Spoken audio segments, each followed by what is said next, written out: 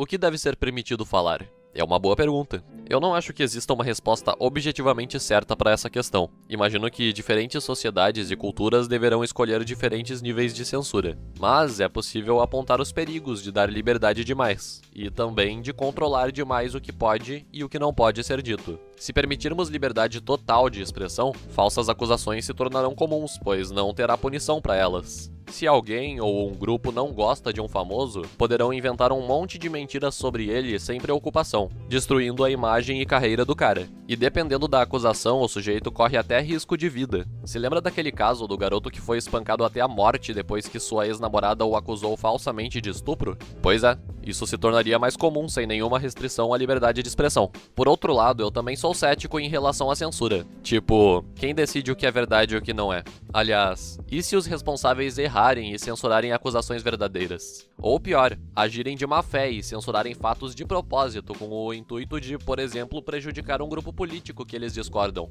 Imagem meramente ilustrativa. Outra coisa que pode acontecer é começarem a censurar não apenas fake news 100% provadas, mas também opiniões sobre assuntos controversos que não têm um consenso sobre, só porque os censuradores acreditam que a opinião deles é a correta e a oposição política está errada. E com o passar do tempo isso pode evoluir para uma ditadura da ideologia política dos que estão no poder. Eu também tenho medo da censura atrasar o avanço científico. Certas afirmações incômodas que hoje acreditamos serem absurdas podem ser provadas verdade no futuro. E se nós proibirmos debates de acontecerem e pessoas de expressarem opiniões polêmicas e controversas, condenaremos pessoas que, apesar de terem dito coisas inaceitáveis para a época, no fim se provaram verdade. Um exemplo famoso é o de Galileu Galilei, que foi condenado e censurado pela Igreja Católica por defender que a Terra girava em torno do Sol, e não o contrário. Pra gente hoje, é óbvio que isso é verdade, mas naquela época o heliocentrismo era uma ideia totalmente inaceitável e desrespeitosa com a crença religiosa predominante. Quem será que é o Galileu de hoje em dia? E sobre todos os outros que não são, mesmo que estejam falando absurdos incorretos, será que não é melhor ensinar em vez de censurar? Como que a pessoa vai saber que ela tá errada se for proibido dela expressar sua opinião para participar de um debate e ser refutada? Ou também, como que ela vai entender isso se ficarem xingando ela em vez de explicarem educadamente o porquê dela estar errada? Perceber e admitir quando o cara tá errado já é algo difícil normalmente. Agora, tendo seu ponto de vista censurado e sendo xingado constantemente é quase impossível. E além disso, será que a censura é realmente tão eficaz assim para calar uma ideia?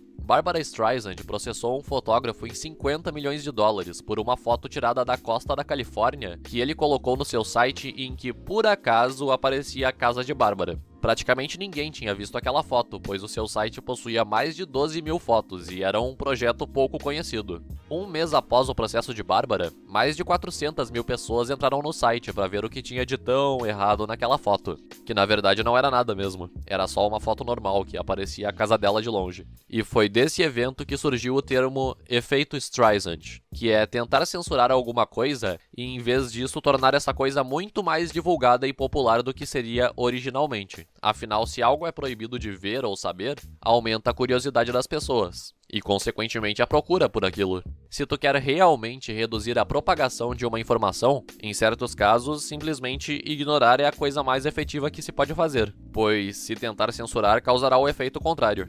O efeito Streisand.